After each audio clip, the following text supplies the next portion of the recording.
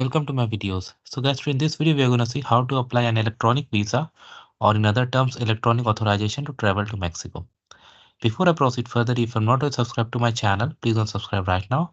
And also I would like to clarify, neither I'm an immigration consultant nor I'm a government body.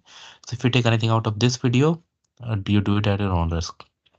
So guys, see this. This is the website of Dutch Embassy of Mexico. There, under FAQ in the visa section, they have given this information: electronic visa, electronic authorization. So the citizens from Russia, Turkey, and Ukraine are eligible to apply for electronic travel authorization, or you can say electronic visa to travel to Mexico. It can be applied here, and you have specific information for Russian citizens.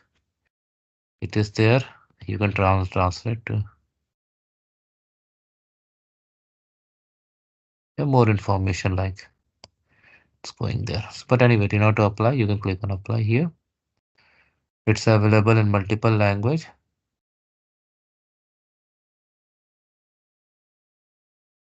Okay, so some fields are mandatory.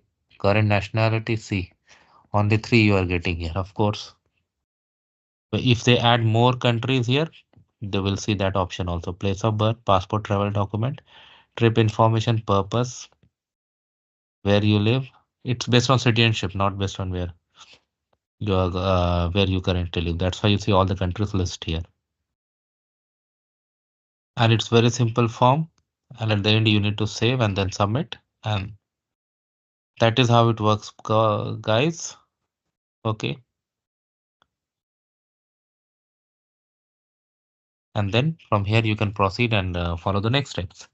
So that is how it works, guys. And I hope you like this video. Make sure you subscribe to the channel. Thank you.